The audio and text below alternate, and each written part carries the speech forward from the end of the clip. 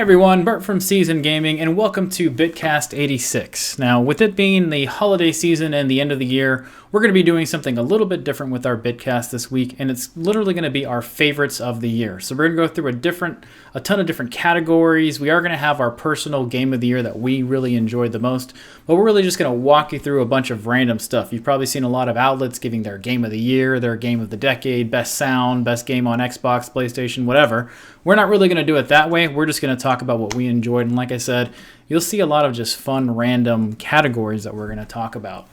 But I'm joined as usual with Ains and Dan, and like I said, hopefully you're having a great holiday. Depending on when you're listening to this, we are knocking this out the Monday before Christmas and should have it up the day before Christmas, so Christmas Eve. So if you're taking some time off and just tuning into our Bitcast, really appreciate it. And like I said, hopefully you're having a happy holiday, whatever you celebrate. But we're going to kick it off with just a little bit of fun. With what's going on in our week. Hopefully you have caught up with Witcher. Did you guys, by the way, did y'all binge it already? I've already watched the whole thing. How about you guys? I know Dan did, right? Yeah, I'm done. You said you were saving it for your flight, right, to Scotland, and just didn't make it. Yeah. No, I made the mistake of watching the first episode. I should have never done that. Yeah. I'm on episode, as of right now, we're going to watch some later tonight, but I'm on episode 6. So I've only got a few left. I'll be done by the time they're listening to this, I'm sure. Yeah, there's only 8. Yeah. So amazing content. I mean, it sets up the season 2 and potentially season 3 really, really well. But if you followed the game, the books, or whatever, it is fantastic. I really love it. Henry Cavill nailed Geralt to a T, real I think. Good job. So, and Dan, anything you want to say besides I watched it? That's about all I got to say about it. You like it? Kinda. Okay. I liked Henry Cavill. Ah. I thought he was excellent. Yeah. I thought the lady who played Yennefer was amazing. I think her name starts with an A. I can't remember. Okay. I think the fighting scenes were probably some of the best I've ever seen. They were fantastic. Yep. It was so all over the place though for me. Because they mix the timelines. Yeah, the timelines. I can see people that are not into The Witcher. You know, for me, being a big Witcher 3 fan, I've never read the books. I enjoyed it overall. But I can totally understand where people are like, oh man, this is all over the place, or I don't understand what is happening. There are some parts where it kind of just, kind of lull. There's a lot of lulls. There's a lot of talking. A lot of talking. Setting up. Yeah, setting up and stuff. And it wasn't until like episode 3 that I realized, hey, we're in different timelines. I was like, hey, what's going on here? Yep. And I was like, and then, even then, as you keep going through it, I was just like, okay, when is this going to happen? Where we all kind of get together and stuff. But there were some really good moments. There are, between some of the down parts. But, I mean, I would like to see more of the actual monsters sometimes. Like, I know he fought one at some point that was really cool. But there was a couple where he just like comes out of a cave or something. He's like, "Hey, here's the head of something." The Striga fight was cool. The Striga fight was excellent. Yeah. That was awesome. Yeah, they did a really good job with it. I hope this pulls people in that aren't fans, of the show or of the book, because I'd like to see at least 3 or 4 more seasons for sure. Well, they have 7 planned. Well, then bring it on. There it is. You used that way too early. Well, I'm just going to do it because we got other stuff going on. It's Christmas. You have extras tonight.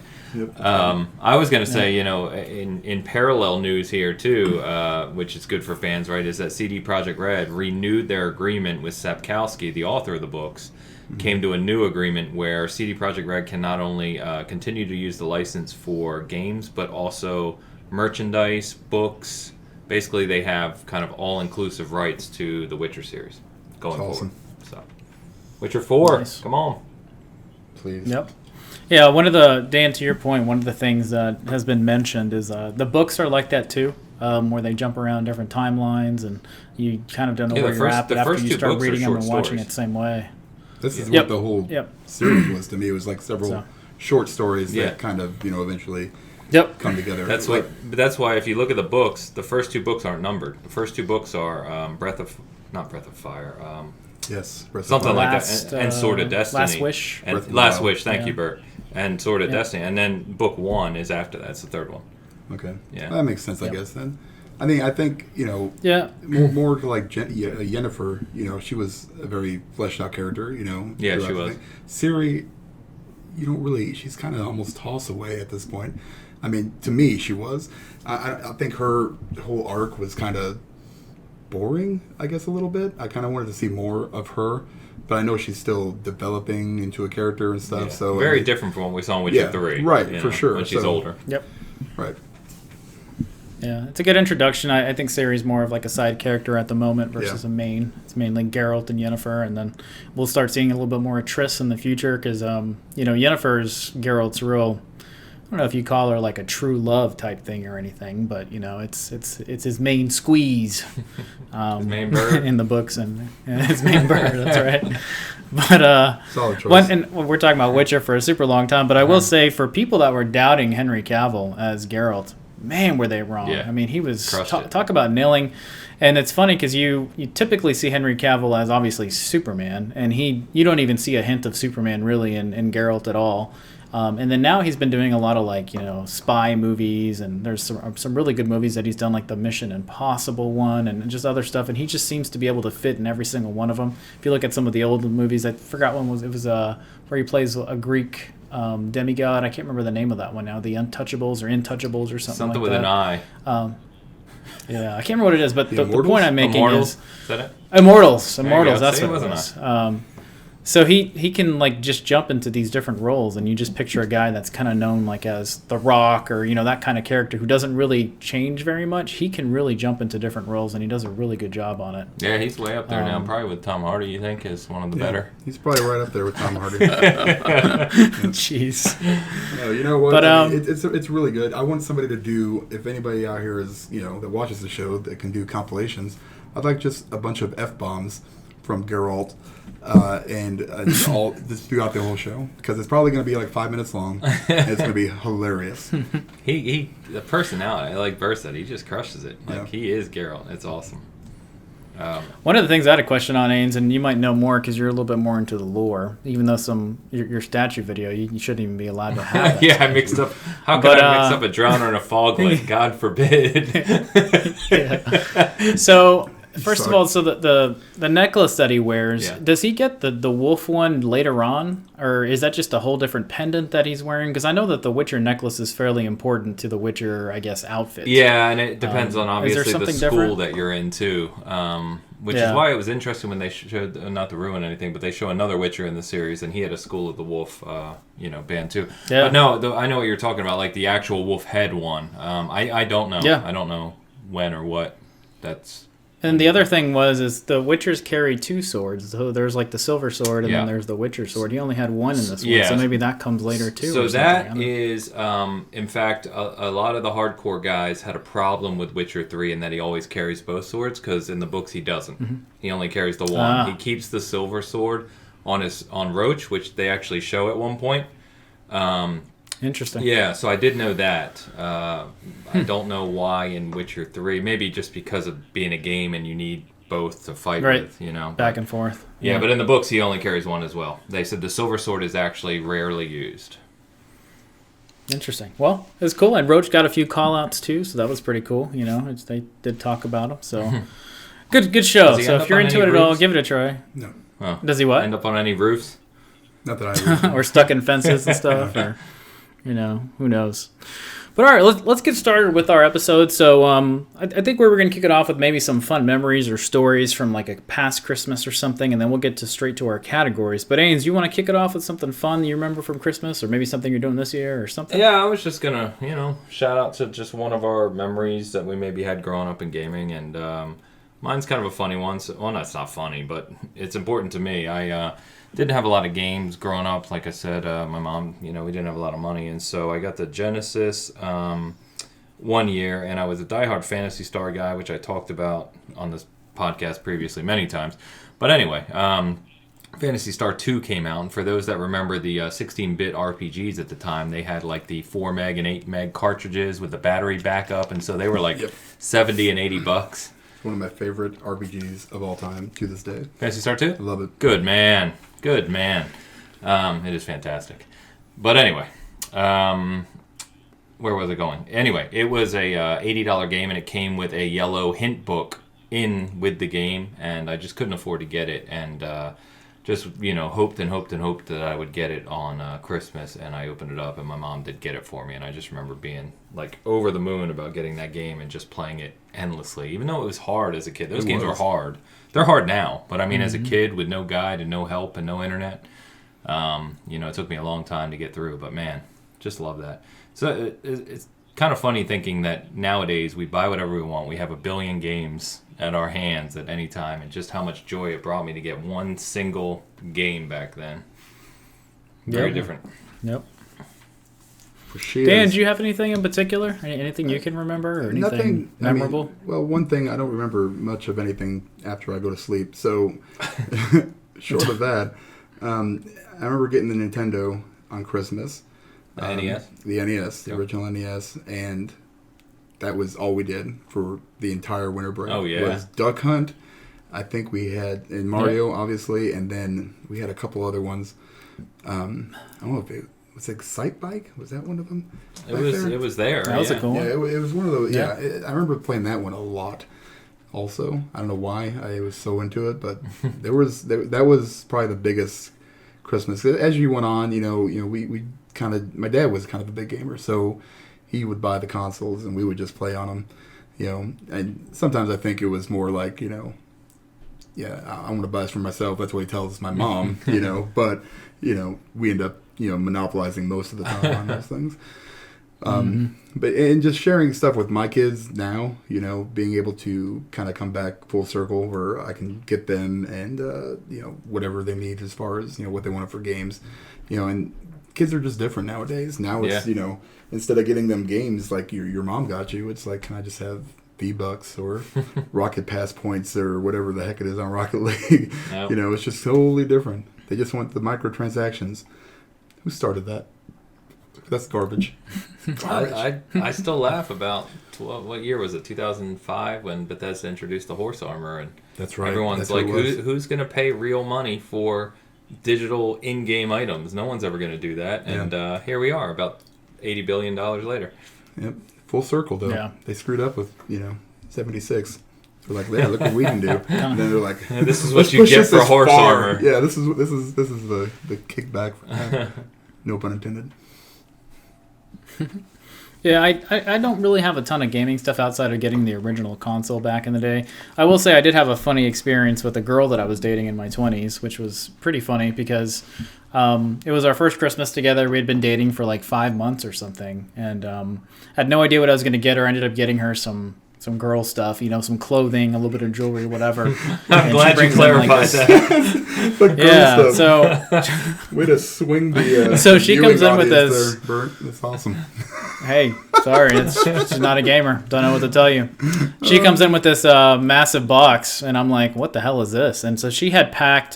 She ended up getting me the Halo Reach console with a headset and with some games, and I'm like, holy crap, where did this all come out? So she went like way over the top on a console for me. And you got a perfume and a scarf. Some earrings, and a vacuum. A pair of earrings, a vacuum. Got her like a new broom, that kind of stuff. Gosh. But anyways, it was just kind of a fun. Let me guess, she left you.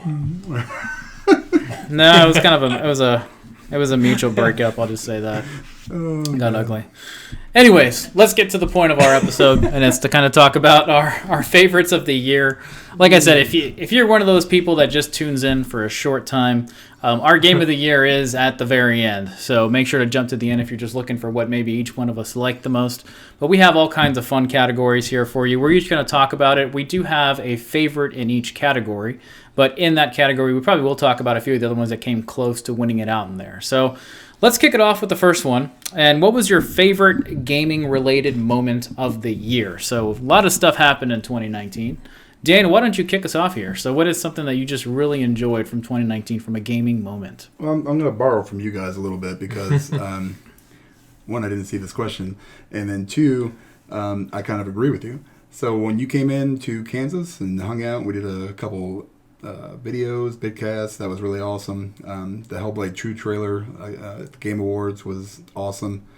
And then kind of discovering like Red Dead Online 2, which is going to be a common theme in this questionnaire here.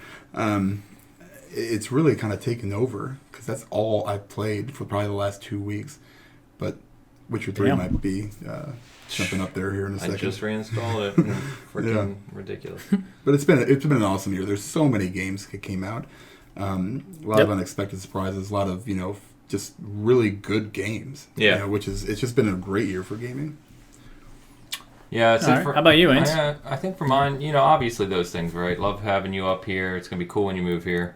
So we can do that more often, and the surprise at the Game Awards with Series X and Hellblade 2 is fantastic because it kicked off next generation talk. Where we're now actively talking about next gen, which I get super excited for.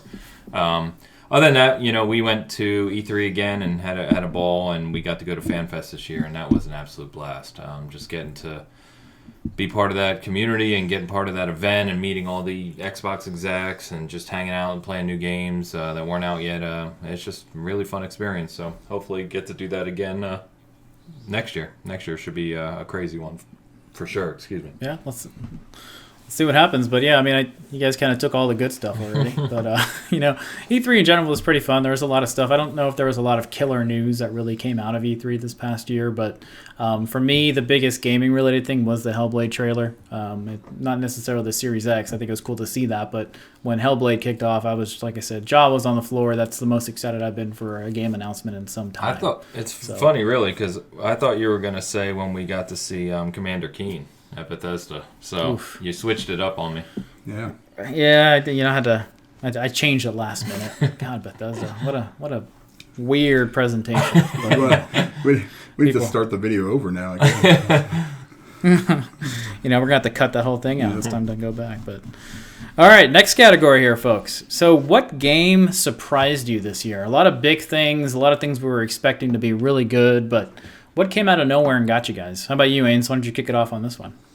Yeah, so I have a couple. I kind of had one that was not a game. I just thinking like what surprised me in general about the year, and I throw this out there. It's just a lack of interest in the Switch this year for me. And I know, Bert, we were joking about this the other day, but I just, outside of going back and playing Breath of the Wild, which I'll touch on, and a couple other things, I barely played my Switch this year at all. I think it had a lot of good games.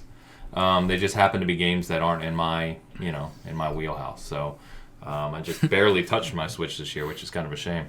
In terms of games, though, and I think we share this one, probably among three of us, right? Yeah. Plague Tale kind of snuck up on us. Really, really good game. I was saying that Focus Home Interactive has been publishing some really good AA titles, I would call them, lately, between Vampire, Plague Tale. What's the other one we were just talking about, too? Damn it. I don't remember. But anyway, they've just had some good titles. So, and then lastly, Master Chief Collection. I want to give a shout out here because people forget that this is now 5 years old. It released in 2014 originally.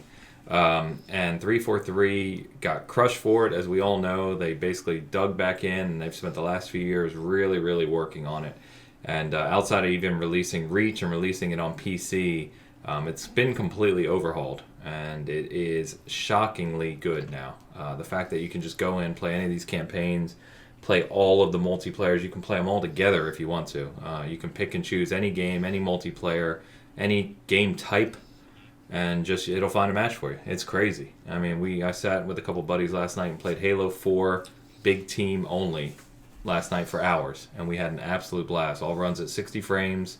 It's fantastic. So that surprises me that game has come back in the way it has from where it was a few years ago. Nice. Dan, how about yourself?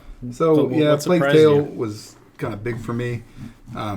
Funny thing about that is I was watching the YouTube video for the initial Cyberpunk trailer. Yep. That 45-minute giant thing they released. Right. So the one from this year or last year? Last year, I think. Okay. Yeah, and I was watching that, and the next video in line for that was a demo of a Plague Tale. And I was like, man, this game looks kind of interesting. I would have never known anything about it. But I was kind of like, okay, let's see where this lands or whenever it does. And I was like, I'm definitely going to try this out. And it was definitely one of my surprises this year. The other one was probably Division 2, because I'm not like a huge ARPG guy. But I really, kind of dug in this year with that genre. Diablo, obviously, love that. But I didn't like the Division, the first one, so I was kind of hesitant on this one. But I ended up probably, playing it way more than I thought I was going to. I think you played it more than I did. Yeah, it was quite a bit, man. Yeah. And then Control was a nice little surprise. It's getting a lot of accolades, and rightfully so. It's a very, very good game. It's probably not my game of the year necessarily. Spoiler alert. But it was fun because it did a lot of things right. There were some problems with it. I think I did review it for the site, but I really, really enjoyed that game. I need to play it. Definitely good. Yeah. Yeah, it's for me, I mean, once again, I think we're going to agree on a lot of our categories, but A Plague's Tale was a huge surprise. I mean, I didn't really know what to expect from it. I hadn't seen many trailers before that, and then all of a sudden I started hearing, you got to check this game out, you got to check this game out.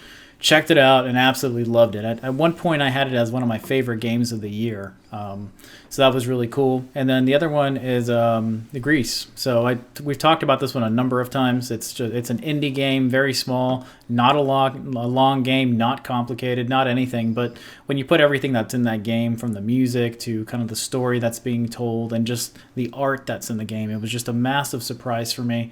I've bought it twice now. I bought it for PlayStation 4 and for the Switch. And I've already finished it on the Switch, and I'm going to play it again on the PlayStation 4 when it comes out. So great game. One of our listeners, one of our buddies actually, listened to me and Dan, and he picked it up. He's like, well, let me see what this is all about, and he ended up loving it too. So great to see that, and great game this year. I still haven't played it.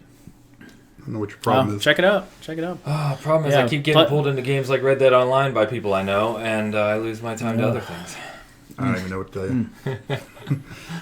All right, so here's our next category, which is kind of, I guess, a decent segue into the based on our last category. But what's the biggest overall disappointment? So maybe something that you were super hyped about, and one of the key things about this category that I'm calling out is something that we actually played. So not something that we just heard in the media, but something that we actually played. So each one of us has chosen one of those. So I'm going to go first this time. Yeah, do it. Just talk through it. And mine here is Man of Medan. I was super hyped for this game, and I think we talked a little bit more about it on, how good was Until Dawn back in the day, and maybe it was that good to begin with, and it's something that maybe I just had some nostalgia for, and I thought Man of Medan was going to be good. I couldn't get past the 2-hour mark on this game. It was so poorly written, and I just thought the gameplay was horrid. Mm-hmm. And then the other one was Marvel Ultimate Alliance 3. So I loved the first ones. Was looking forward to this game. I did play it, and man, I thought I was playing a game from the early 2000s. This game had not really moved and evolved into 2019 at all. So massive disappointments for me on that one. And then I'll push it off to you guys. I think you guys have the same one here, so y'all could kind of share and talk about your heartbreak on this one. Yeah. So I think over the course of the year, we've probably spoken about this game for hours across the Bitcast. For sure. It is the Andromeda of 2019. From the same studio. What the hell, man? So Anthem, in case you haven't picked up on what we're talking about, Dan and I were hugely, hugely excited for Anthem. I had the posters on my wall. I mean, it looked really good when we saw it last year at E3, Bird. I think the whole world was hyped for this game. And, man, good game. We've said it so many times. Good, awesome. It's beautiful. Fun gameplay, cool designs on the javelins. It does a lot right, but goddamn, what a letdown in terms of gameplay and just not gameplay, but like mission structure and end game and loot and what makes an ARPG basically. Yeah, all the parts of the ARPG that you wanted to be good were not. Which is what Division 2 did right. Right, and then Division 2 comes right after that and says, "Hey, Anthem, this is how you do it." It's not like I said, a few times. There were blueprints out there for BioWare to use. In fact, the Division 2 used their own blueprint. Yeah. And all their mistakes, they didn't get everything perfect on that game, but they're still supporting that game to this day. And so is BioWare to an extent, but nobody cares. So, but yeah, that's mine too. Quick shout out to Ghost Recon Breakpoint and Crackdown 3. For being trash. I mean, I'm not sure how many people were super hyped for Crackdown 3. I think everybody had their... I don't think anyone was hyped for Crackdown 3. No, I think what it was is the Xbox apologists trying to defend it. Oh, yeah. Yeah, it was not. There you go. Yeah. It was realistically, I don't think anyone was really hyped for Crackdown. Yeah, I wanted it to be good. Me too. I really, I wanted it to I be did good. enjoy Crackdown, the first Crackdown. Didn't like 2 so much. I couldn't get into it. But I did, I played Crackdown 3. It was good, but it was really, really average, I mean, there's nothing that really came out and, like, smacked you over the head with, so... I was hyped for the multiplayer portion of it. That was a huge mistake. Yeah, it looked like it had a ton of potential with the, the destruction and everything, but Right. it was literally so bare bones. I played, I want to say, 3 or 4 matches, and I was like, there's no point in continuing to play this. Nope. Yeah, it's bad. So yeah, the Crackdown multiplayer is the worst part of the game. yeah, I So. was, me, like if there's a good multiplayer suite, I'm all over it, and I was excited, and that one hurt me a little more than Anthem, to be honest. I've actually been playing Crackdown 3 on my backlog, try to finish off for 2019. I've gone back to it, and it is so mindless as to what you're doing the whole time. It's fun for like the first few hours that you're doing mindless stuff, but when it's nothing but mindless after that, it's like, how did this game get off the floor? They should have just canceled it at some point, but I don't know. It is what it is. I mean, I think Crackdown's been talked to hell already on it, so as we talked about social media. It is what it is. That's right. Yeah. Trademark, right. Season Gaming. All right, so next one is more of a graphical department. It doesn't have to be like, this is our favorite, lifelike graphics. This is just what did we enjoy this year from a graphics perspective, from an artist perspective type thing.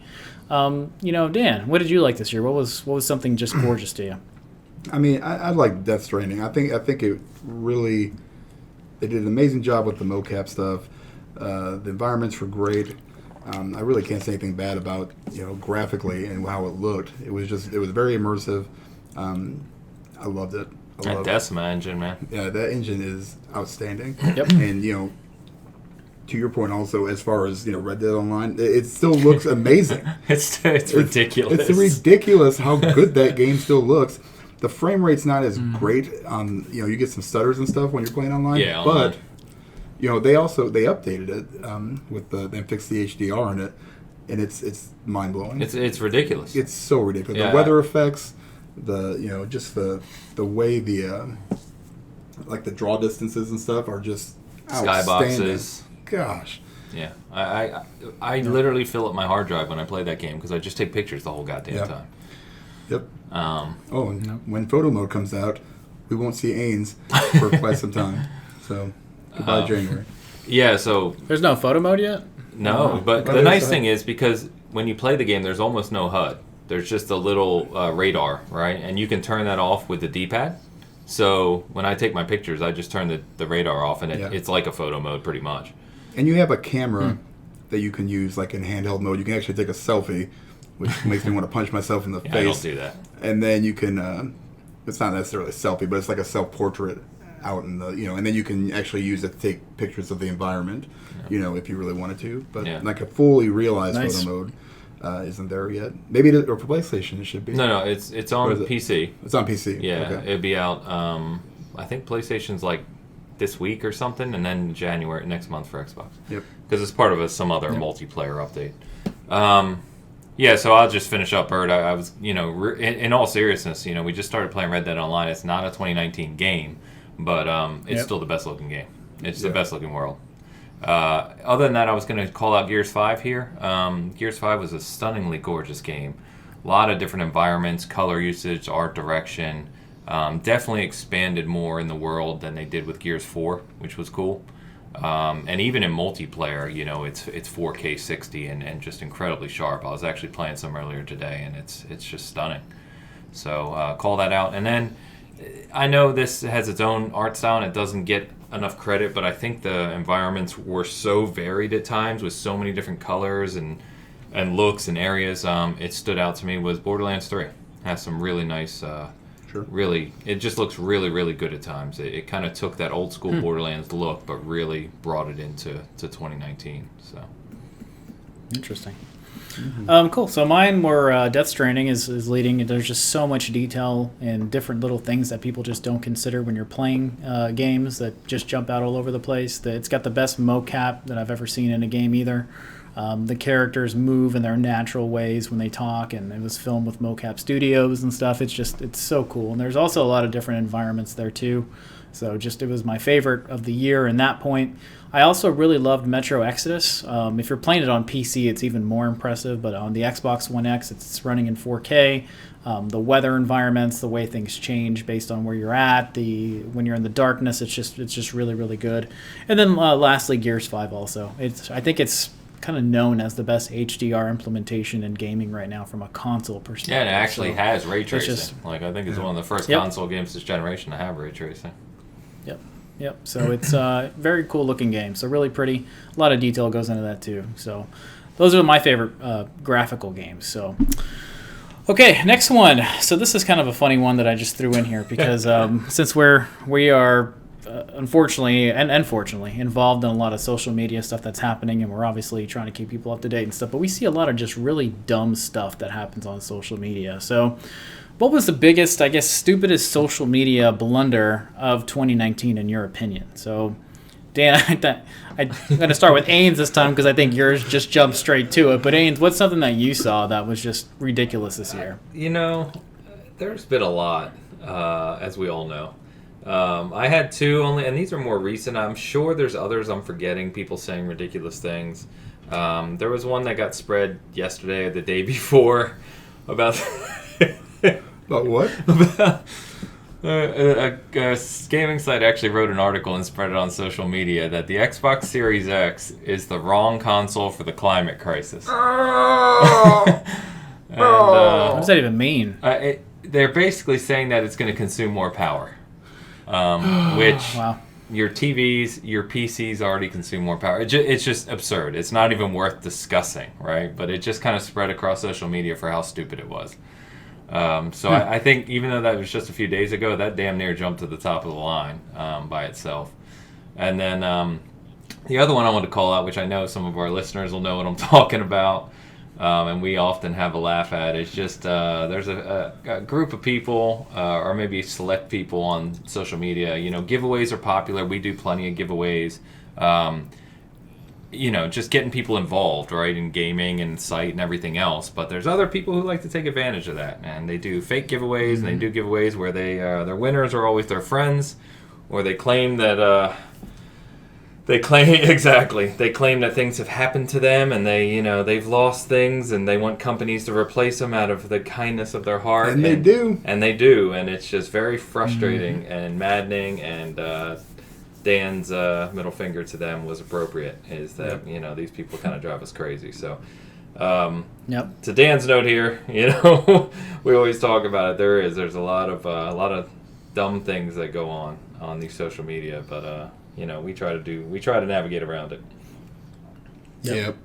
Yeah, my thing is pretty simple in the sense to where people that are, console defenders regardless of whatever game it is. So like Crackdown was a perfect example. When Crackdown came out and got crap scores, you had the Xbox fanboys coming out saying it's actually fantastic. Yep. And, it's great. It's just people doing that. And now they're telling me that I can't like this game. I was like, no one told you anything. They're just telling you that the game's not very good. You can like whatever the hell you want to like or play whatever the hell you want to play. But it happens on both sides. And it's kind of an unfortunate thing. And I think the fanboy thing is Toxicity has gotten just out of control these days to where I don't even log in anymore unless I need to for, to help the site out. But it is what it is. It's as we continue to say over and over, it gets old. And I think as long as you're muting and blocking people that you don't need to have in your feed, you can pretty much get around it. But there's still a lot of people that claim they're a neutral party and they're actually not. So it's ridiculous these days. It's tiring. And with that, Dan, I'll let you finish it off. And speaking of tiring, all of Twitter can go F itself. Here's the thing.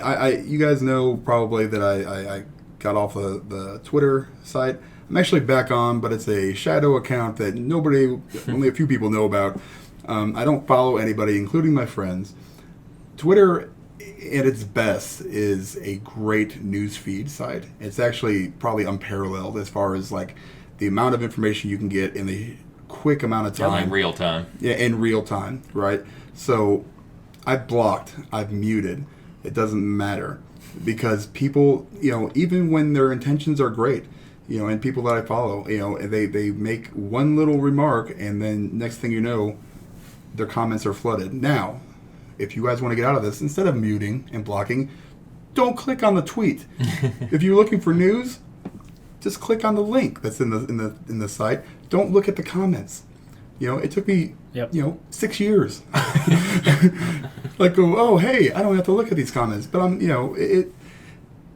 people just like to argue for some reason, and it makes what Twitter I think was supposed to be, or Facebook even for that point, is not what it is. It gives everybody a voice, which is a good thing, but mostly a terrible thing because nobody really uses it for good. Constructively. Some people do, but not really. I mean, it's just, even a developer can come out and be like, hey, we're going to show you a trailer here in a couple weeks of our new game that we haven't announced yet. And then people will sit there and just completely crap on something that they have no idea what it is. It's nuts to me. So, yeah, Twitter as a whole is bad. The gaming community, I don't really think exists because it's really not a community. Because when I think of a community, I think of people that are, friendly towards one another.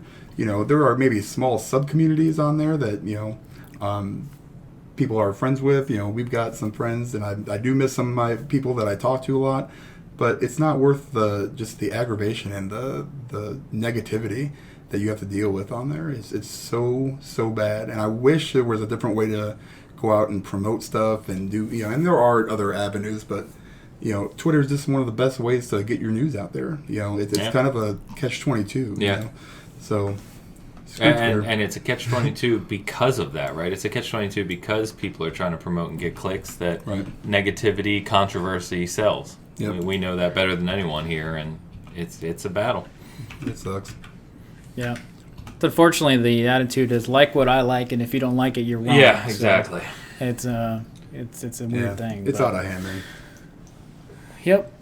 All right. So getting off the social media conversation and going back to, I guess, what we'll probably deal with this year is games we just couldn't get to that we've wanted to get to. But what was something in 2019 that you really wanted to get to that you couldn't get to and it's just going to stay in the backlog? Maybe you haven't even taken it out of its package. Maybe, Dan, you downloaded it and it's just sitting on a hard drive somewhere. There's a bunch of those. Whatever it is, what's something that you got stuck with, Dan? How about you? Start it out. Well, I got Uncharted 4 finally knocked out. Still haven't played 2 or 3. Actually, I played some of 2.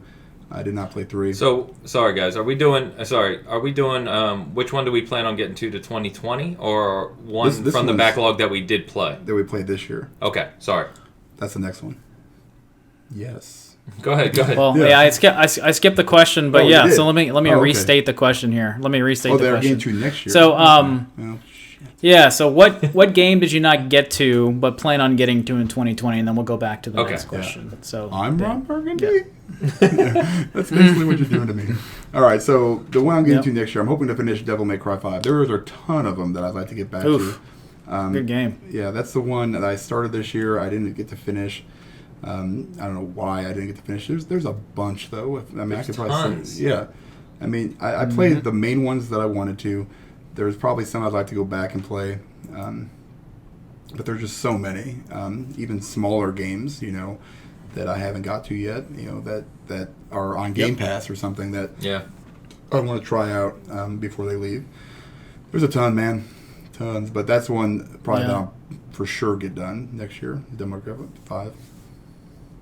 Yeah, and I'll go ahead and go in since you're probably still thinking about it. But mine is Dishonored 2. So this actually came out in, I think, 2017. I think we talked about the same thing last year. Or 2018. Didn't we? Yeah. Yeah, and for some reason, we started playing it on Backseat Gaming, and I was really excited for it. And then Backseat Gaming kind of just didn't really take off. And so I stopped it. And now there's just been other games that I'm trying to get to that are even older than Dishonored 2. So my goal, and I will probably set it for January of 2020, is to get through Dishonored 2. It's a fantastic game from what I've played. I think I've gone in about an hour and a half of the game. I've enjoyed it. It's just, you have to really get into it, and it's a single-player, first-person shooter type game. And when you're playing 3 or 4 other first-person shooters, it's hard to go back to a more methodical single-player first-person shooter. So maybe I'll just focus on that in January, not play too many other first-person shooters. But that's mine. I've really wanted to play it. It's a very highly acclaimed game. People love it in general. Art direction, level design, it's all there. So I need to just actually push through. So Yeah. What did you decide on, Hans? I've just got so many. I mean, if we're talking about this, like, I want to play Control because of what you guys... Yep. A lot of my games are games that you guys have played that I just didn't get to. Control is one of them. I'd Yep. like to play Grease. Oh, shit, I just had another one. Damn it. Yes. Oh, man. Sorry. No, I just had it in my head, and then I started thinking about other stuff. But the point is, Greedfall. I started Greedfall. I've got about maybe 2 hours into it, but I keep going back to multiplayer games and other games, and Yep. so there's other games like that came out that I just really want to play.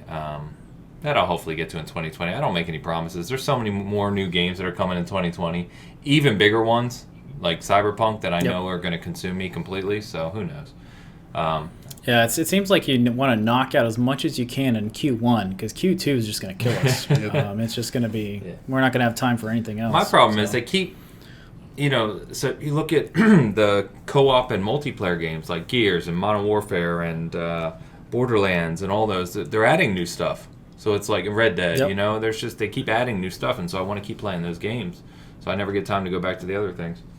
Yeah, fair enough. So, Dan, this time this is the question, and, Yeah. and I will go first on this one. So what is a game that you did get to in the backlog and you really enjoyed it? So I'll go first.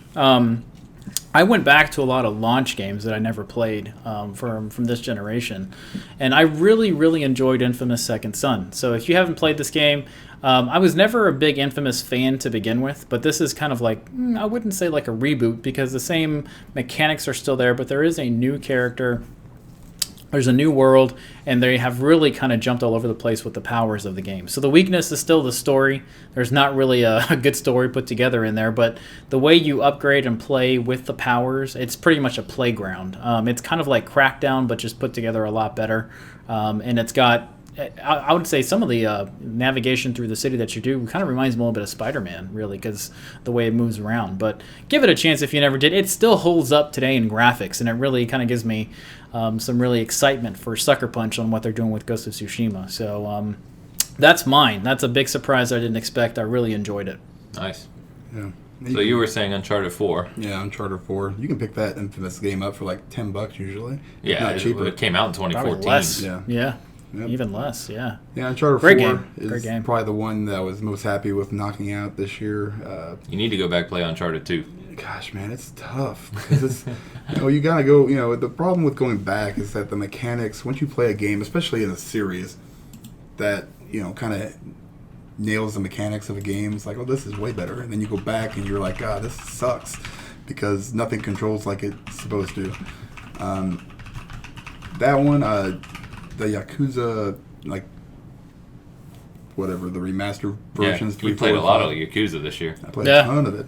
Yakuza. I was like Yakuza crazy. Judgment, do that in there too. But I've actually got to play 3. I'm almost done with 4, I think. And I think 5 comes out here in February. So I'll be all caught up and ready for the new Yakuza that I probably won't play because it looks stupid. Oh, they're changing a lot of it, right? Yeah. For me, I would say, and this is surprising if you know me, that I actually went back and played this and played it pretty thoroughly, as is Breath of the Wild.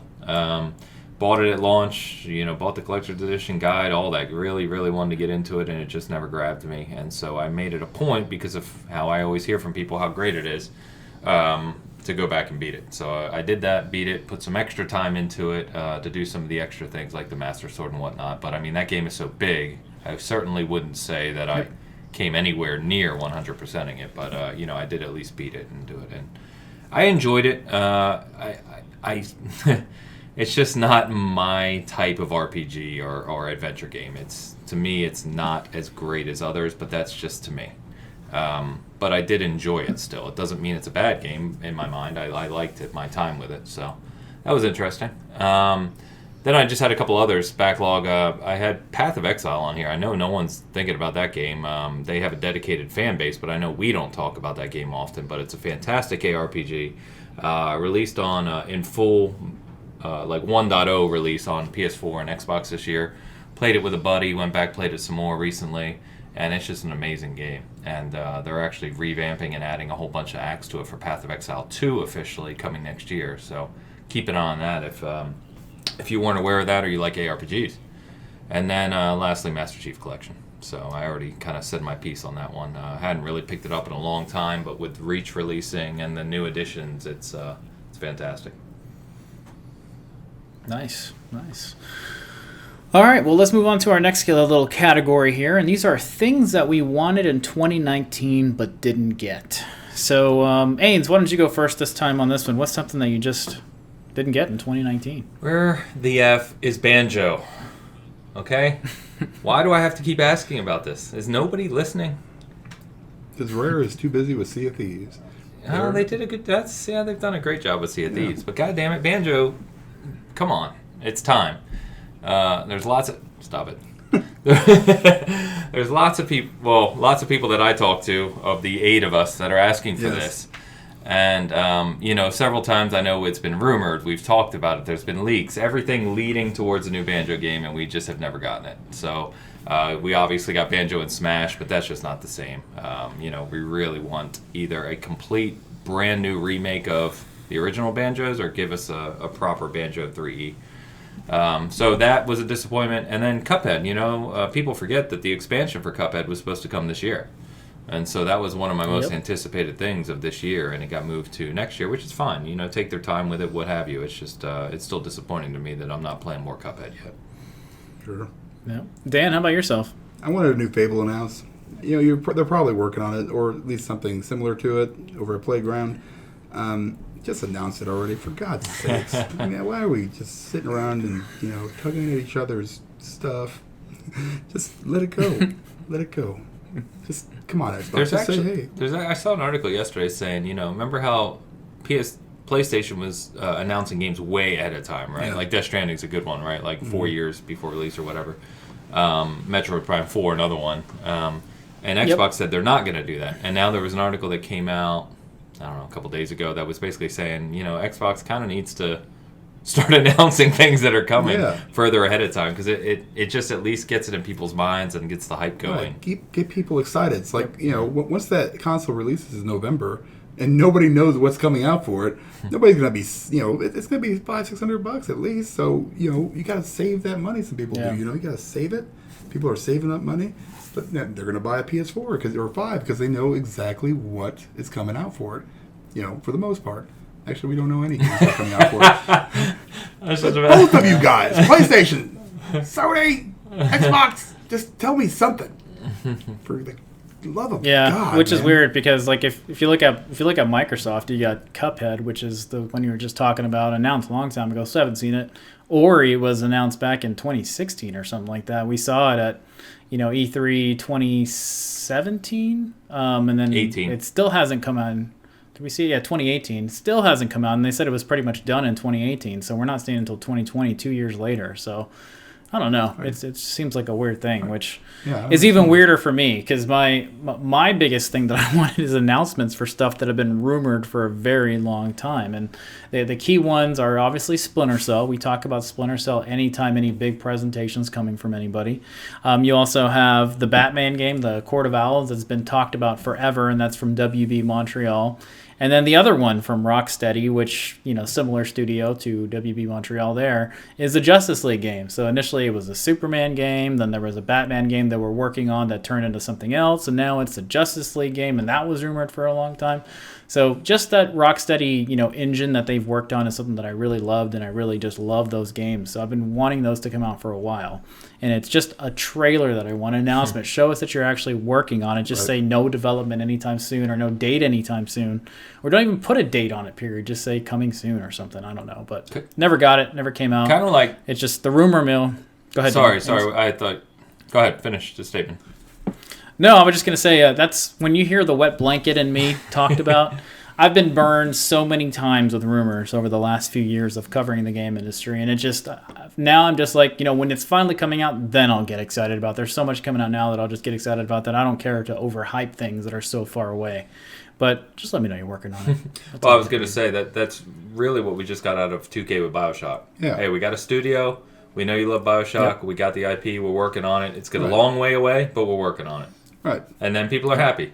That's it. That's it. There's a new BioShock coming. Awesome. Let me know when it's ready. Dragon Age 4, Mass Effect. New games are coming out. At least BioWare got that right. Yeah. Gee, man, Christmas.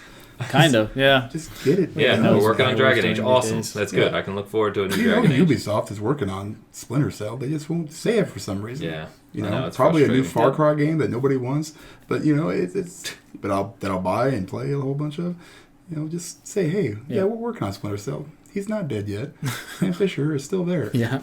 Or at least, like Fable's a good example, right? If they're not, everyone thinks they're working on Fable. If they're not, right, come out and say, guys, Fable, we're not working on Fable, but we're working on an ambitious new RPG that, will be hopefully set a new standard in fantasy RPGs or whatever. Just something to get people hyped. Yeah. And don't come out and, show a quick little black screen and then the 3 lights from his mask come down, for Sam Fisher. And then do an iOS game? Yeah, then do a card game or something. Stop that garbage. Nobody wants that stuff. Give me a game. That's kind of what they did with Metroid, and now we still don't know what's up with Metroid. Yeah, we just know Nintendo. that it's been kind of in development now. That's the opposite end, right? Like Metroid Prime 4 kind of annoys me because all they showed was a logo and nothing else. Yeah. There's no context. Yeah. At least with BioShock, they said, here's the studio. We've got people working on it. We've got a couple years of development, but it's a few years away. There's some context there, not just a logo. Yep. Yeah, you can show me a logo of anything. I don't give a crap. Just do something. All right, guys, let's move over to our next one. So this is just a funny one, and we didn't count hours here, but what game did you spend the most time in 2019, just running in your console? What did you have in there? So for me, I'll go because it's probably something multiplayer, right? Because it's probably something like PUBG, if I was going to add up the hours, just because of how often we play it, and we'll play for 3-4 hours at a time. So it could be PUBG, could be PUBG, but it's I had on here Gears 5 just because the campaign was longer in Gears 5 and I played it, obviously loved it, played it nice and slow, and then I've played a lot of multiplayer in Gears 5 too. So I think for me it's probably Gears 5, but I would say it could be anything like PUBG. We've played a ton of Modern Warfare already with the campaign and multiplayer. Games like that. Anything where we're playing together and killing people, I love. Yeah. Mine's probably Division 2. How about yourself? Right? Or Red Dead Redemption 2. It's probably getting close. You've played that a shit ton lately. So. Yeah, it's been 2 weeks solid of that game. Yeah. So it's gonna be one of those two. Maybe Borderlands sneaks in there in third place. But there's Anthem even. I had 80-something hours. I think you have over 100. I thought in Anthem. Maybe I do. That's so sad. I'm up there in Anthem too, and I did the same with Division as well. Played that for a lot too. So. Yeah, it's got to be up there somewhere. Yeah, so mine's weird, or maybe not weird, considering it's weird. But, super weird.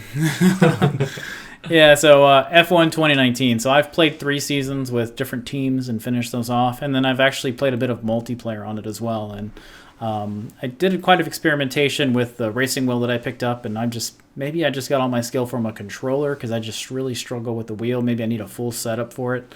But F1 2019, fantastic game. I'm definitely on a break on it now, and I probably won't pick up or play it again until maybe 2020. So I've got plenty of life out of that game. So great game if you're into F1, by the way. I think it's on Game Pass now, right? No, only 2018 is. Okay. 2018's been on there. 2019 has not. And 2019 is the one that is the true current gen, F1 game. It's been overhauled like crazy. Duh. Yeah. Okay, so this one is another one. This one's an interesting category, and this is, what do you think is the most overhyped game of 2019 that you actually played? So not just what maybe you heard in the news or maybe your friends were talking about, but what did you actually play that you're expecting a great product and you're just like, what the hell is this? This is it? You sure you want to ask Dan and I this again? We know mine. Should we go across the board? it's Anthem, man. blew that one up so much, and then Yep. actually blew it up when they actually released it. So I'm super disappointed. A lot of it's because it's one of my favorite studios, and it seems like they're falling apart. Great studio, great concept. Right. It's like, put those two things together. You should have had a great game. Yeah, and and there's a lot of things that went on behind the scenes that we don't know about, and some of them that we do, at least from rumors or from reports, and it sucks. It sucks so bad because we know what they can give us. Yeah. And what we got was Not hot that. garbage. Yeah, it was trash. Yeah. I didn't have it on here. Mm-hmm. But, one I think that got a ton of hype probably because it was Sony first party and landed with a thud because of all the glitches and bugs was Days Gone. That's true. That's a good one. Yeah, it kind of came out, and I know a lot of people love it. And funny enough, I've talked about it before. I'm near the end I'm well through it right now, and I'm enjoying it for the most part. It does have bugs, it does have glitches, but I know at launch it was pretty rough, and people were having all kinds of crazy stuff happen. So I think people were really, really hyped for it. It was Ben Studio's first game in this generation, and kind of landed with a thud. That's the only thing that concerns me about Ghost of Tsushima. I know it looks fantastic. I know Sucker Punch is not Ben. They're a little higher on that scale, but we truly don't know anything about that game yet, so I'm trying not to hype it up too much in my head. I'm already hyped. I know. Most people are. Actually, I have no idea. I'm more worried that it's going to be more like a Dark Souls Sekiro clone than it is maybe an actually action. Like straight game. action. More like Jedi Adventure, maybe. Right. The only thing I was going to mention, I wouldn't say overhyped is the right word here, or maybe it is. I don't know. I haven't played it, but it is the hype around Death Stranding. I think we have to call out was crazy. I mean, Kojima coming back with his first game in his new studio, and I mean, it was fucking everywhere. So that was pretty interesting to watch unfold. Yeah, mine. I put Anthem down initially, but upon thinking about it a little bit more through our current episode, is Sekiro. So I think Sekiro is way overhyped, and it's kind of a weird thought process for me because it's a game that not many people will play and actually appreciate because they just can't get into it or it's too hard, right. And for a lot of people they think it's just a slight evolution from the Dark Souls games, and it's just a weird thing to think about because if you actually follow the achievements or the trophies on these types of games, not many people get through this game. It's very small. The sales numbers are not insane to where you compare it to other big games that are in the same game of the year running or anything like that. So it's a really weird thing to see so much hype from review sites and stuff, and the majority of the people at the review sites probably can't get through the whole game as well.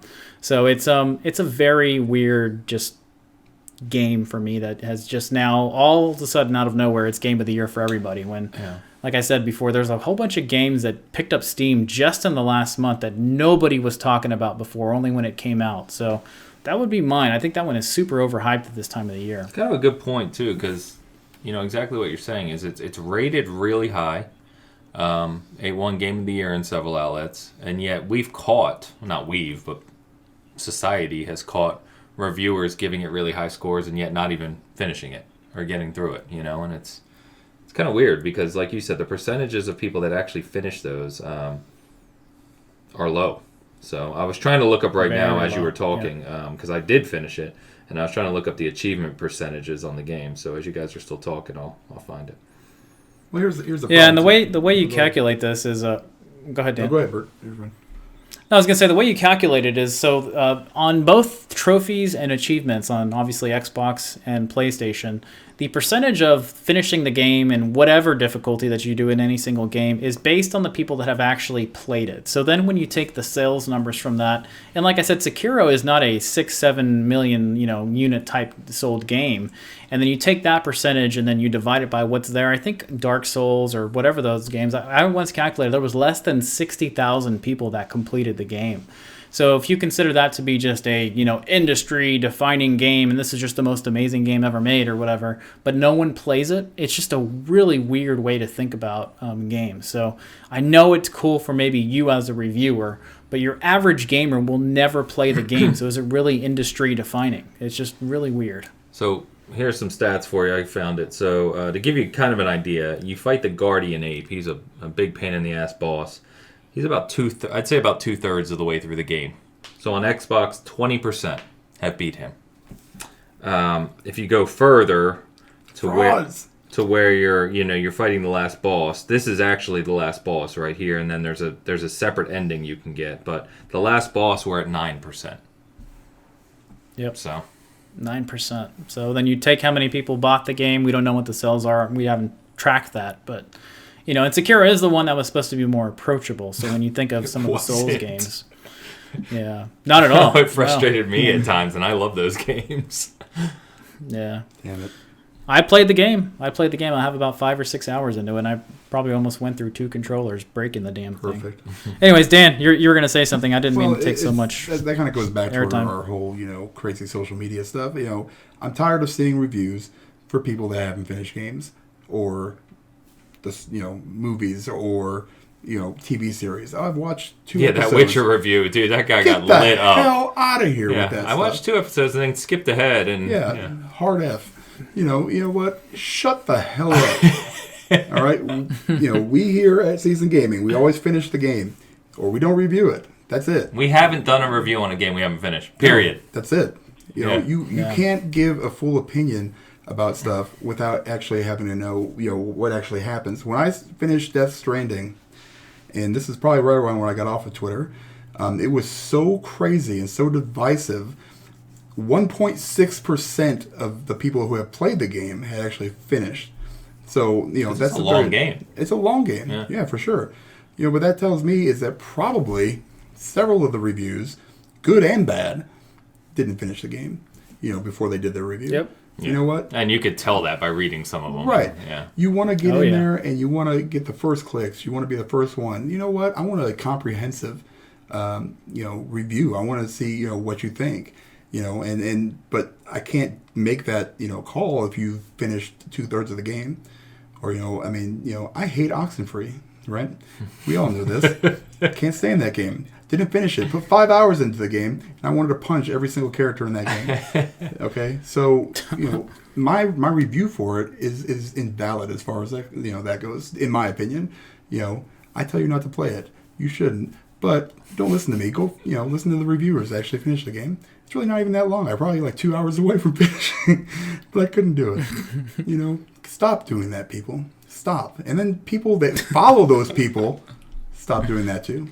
All right? That's and I know I've said it before, but that's why I made a hard line because Death Stranding was probably the worst offender in this realm this year, right? I think. Sure.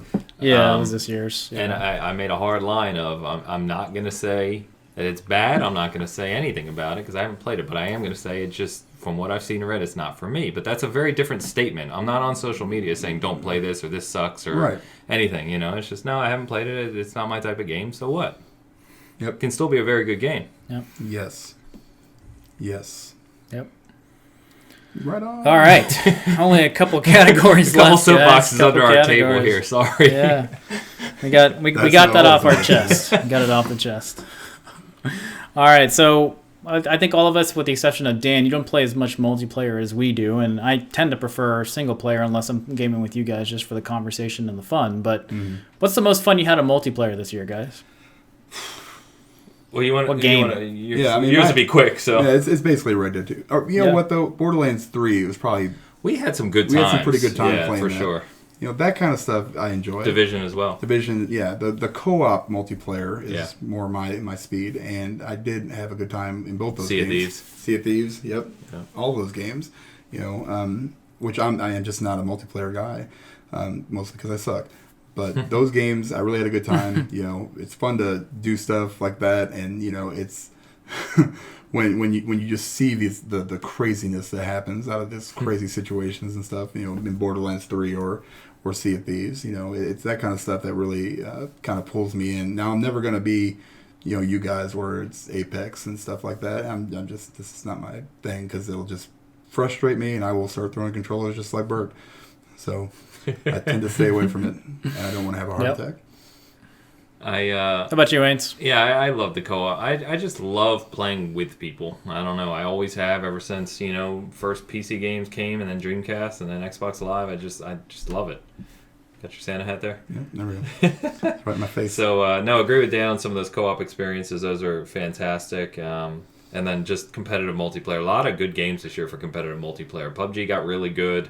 Modern Warfare is fantastic. Apex came out is fantastic. I really love Gears.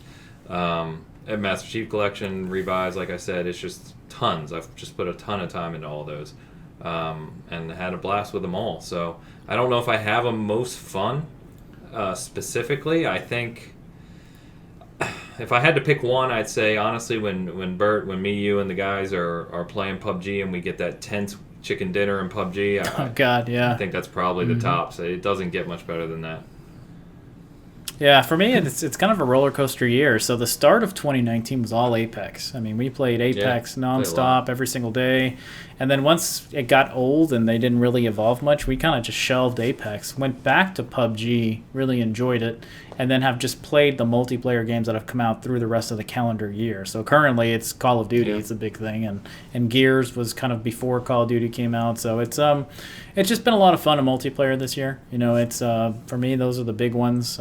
It's really funny for us to just kind of forget about Apex, and I actually want to go back to Battlefront after the whole Star Wars. I played it the other night. Going on. Played a couple matches of it. Yeah, it's fun. Yeah.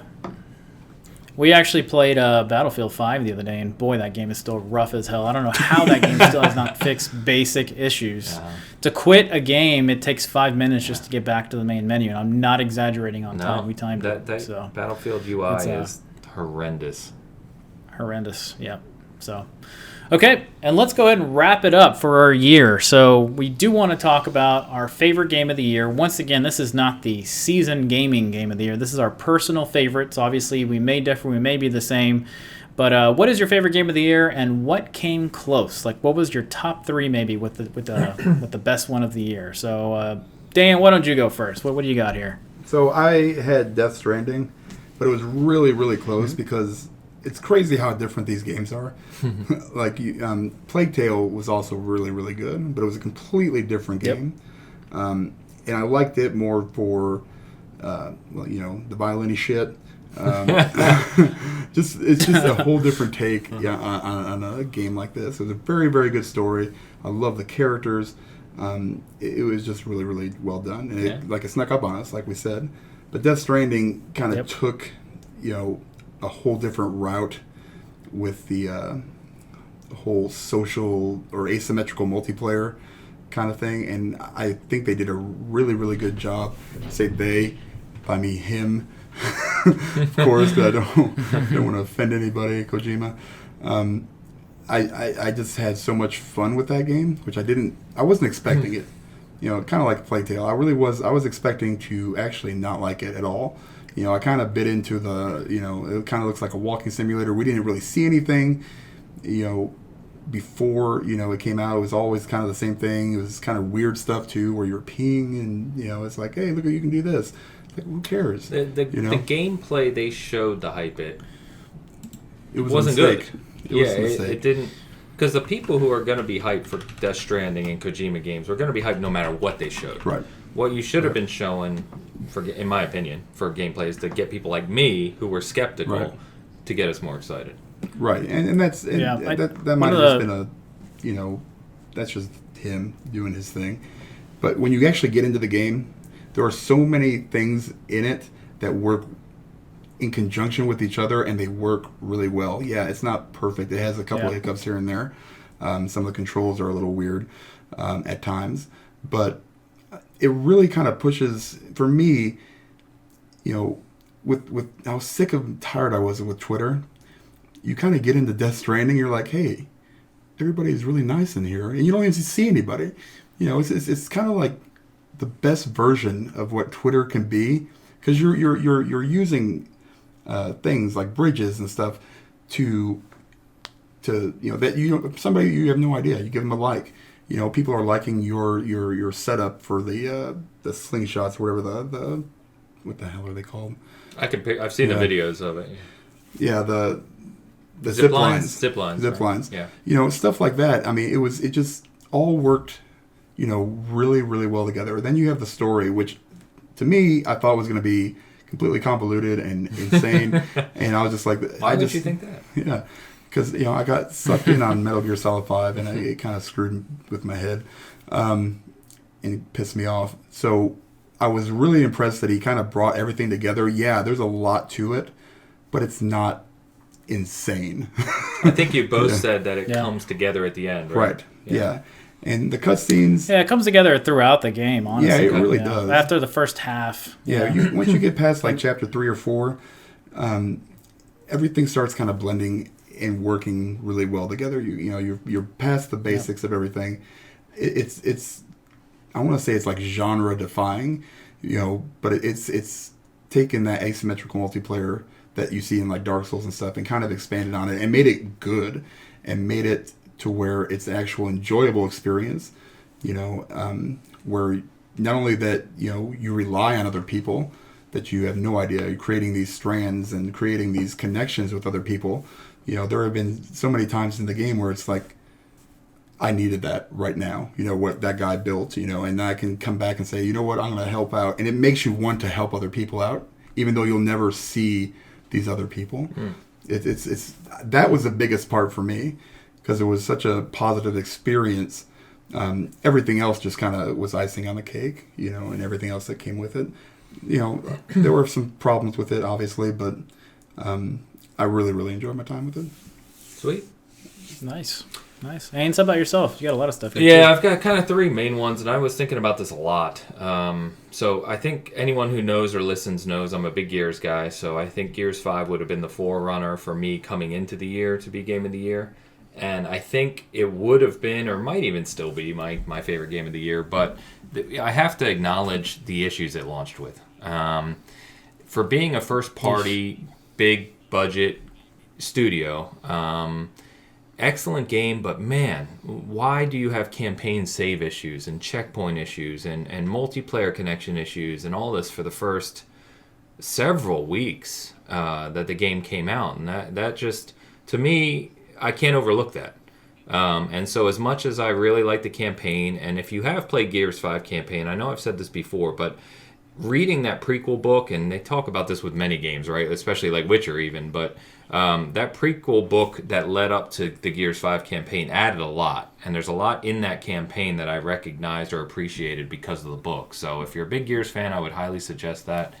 But great campaign, love the characters, multiplayer's a blast. I can't ignore the issues it launched with. The other one that we haven't even mentioned, surprisingly, all episode, is Jedi Fallen Order. A lot of people had this on their Game of the Year list. I think all 3 of us finished it, loved it, told a great Star Wars story, got really good in the second half, especially in the late game, had a fantastic surprise in the last 90 minutes or so. But again, 2 core issues here. One is weirdly janky. Just in a weird way, like you wouldn't expect the game to be janky in some of the things it is. But most frustrating about Fallen Order is the level design. It goes for that Souls approach, and it just doesn't nail it in the same way. The map is horrendous, and I know we've talked about this, but it makes it, in Souls games, it's fun for some people to run back through the levels and explore and find hidden stuff. In Fallen Order, I didn't even want to go back to it because it was a nightmare just thinking about running through those levels again, because you just get lost. And that's not fun. So, despite all the positives of that game, I hope when they make part 2, which they said I think they're already working on, right? Yep. I hope that they reevaluate that and think of a better way to do it, better design. So, with all that said, I think actually my favorite game of the year would have to be Outer Worlds. It'd be up there for me too. Fantastic game, and I think it took game narrative and player choice to a new level. We've seen narrative and player choice in many, many, many games. But, I mean, the amount of nuance and depth to what the Outer Worlds brings in that vein is really shocking, to be honest with you. In fact, I heard someone phrase it really well the other day on a podcast. I think it might have been on one of the Beyonds recently. But he said, it's the first game I've ever played where a video game character actually talked me out of making one decision and changing my mind.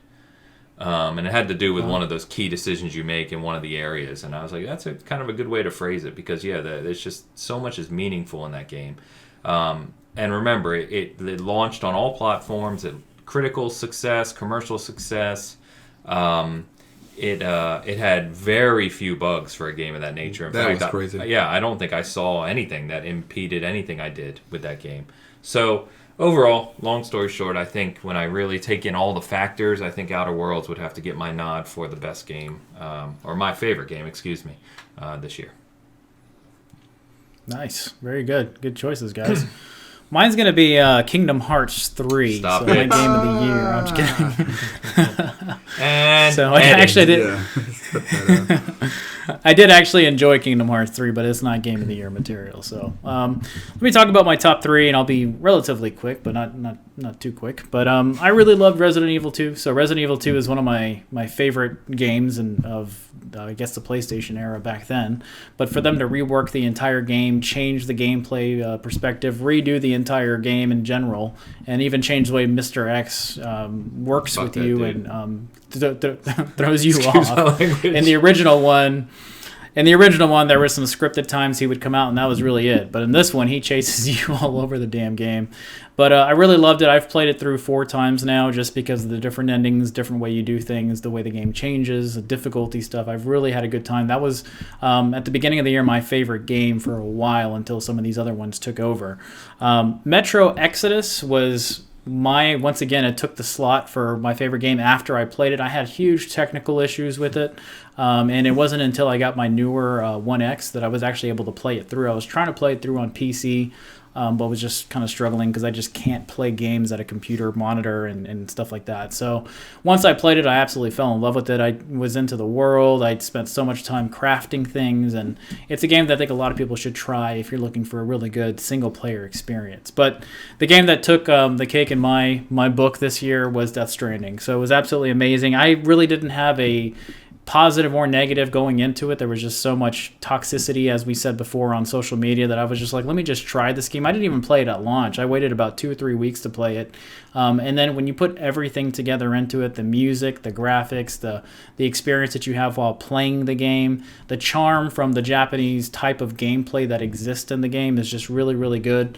And I just found myself doing a lot of things from a single player perspective that I don't really do in most games. And even though it's got the mentality of it's just a delivery game. Well, the way you do those deliveries and the way you interact with the NPCs in the game is just really important. And then when you get to the twist in the game and the characters in the game that really start to make you feel certain things, it's just even more amazing. And then when it wraps up, you're just like, holy shit, that was just a really good experience. So that's my game of 2019. I think it's going to be something special for people that loved it, for the genre, and for the decade and this generation, I would say. For people that didn't really care for it, it's just not going to really mean anything to you in general. So I can see people not caring for it. But it's my game of 2019. I had a really, really great time with it. I'm interested to see what it's going to look like on PC when it comes out and people are playing it in crazy settings because it's probably awesome. But it was great on the Pro, and it was just that good for me. So, anyways, anything else you guys want to say? Mention about 2019 in general? Two quick things. Metro Exodus was the other game in my backlog I wanted to get to. Because you both have said it's very good, and you just reminded me of that. The other one, and nobody's going to mention this game in any of these podcasts that you listen to, but I really enjoyed it for what it was. If you like horror games, play Blair Witch. I thought it was very good. Yeah. I reviewed it. It's on the site if you want to check it out. I think I gave it like an 8. Short game, maybe what, Bert? 6 hours, 7 hours, something like that. Fine. I was closer to the 9 to 10 just because I was going super slow in some areas. But yeah, if you were 9 to 10, somewhere I in the 6 might to have 10. been 40. So that's right. Yeah. But no, really good game. Especially, it's a little slow to start, but picks up, and the last hour to 2 hours is bonkers. Jesus. Bonkers. So yeah, play it. Nope. Dan, anything else you want to close out with for 2019 that you kind of just want to mention? It was an awesome year for sure. That's just overall for gaming, it was incredible. We talked about a lot of the games, a lot of the stuff. Just so much. We got a new Xbox Elite controller. Elite Series 2. That was awesome. There's all these other things just that we didn't have time to talk about. it's been that good of a year. Yep. And if 2020 is even going to be half of what it is, I'll be super excited. It's going to be bigger. Yeah, it's going to be bigger with both console launchers. Way bigger. I can't even imagine what's going to happen next year. But we might have to go back to like every 2 weeks because we'll have no time to do anything. I'm going to have a lot of vacation time next year, that's for sure. The only other thing, sorry, Bert, is the one slightly it sounds stupid. The only slight disappointment for me was we didn't have that one game that just blew everything away. Right. Last year we had two of them yeah. with Red Dead 2 and God of War. And there was not one genre generation-defining game this year, which felt kind of weird. And I think that's why in the Game of the Year categories you see so many different games coming in, because there's not just one that wiped everything out. And you've got three already, at least already with Halo, Last of Us 2, Cyberpunk, that are potentially... And potentially Breath of the Wild 2. Breath of the Wild 2, yeah. I mean, you're looking at 4 of their games. Well, still 3, but I mentioned Breath of the Wild 2. Right, no, so 3 games that are going to possibly, define, their genre. You know, it's going to be insane.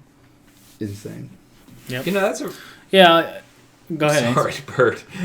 The way you just said that caught me off guard, because you're right. If all 4 of those come out, those are all 4 different genres. Yep. Which is really weird to think about. Craziness. Wow. Sorry, Bert, go ahead.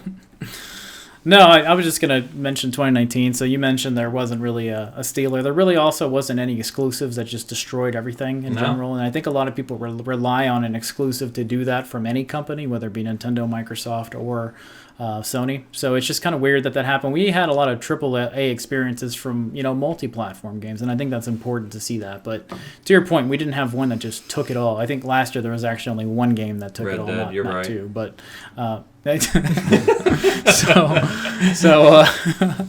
So yeah, great year in gaming. We are, as I mentioned at the beginning of the Bitcast, we are going to have kind of a year in review in the industry. That's not really our opinion, just kind of what happened coming up in January.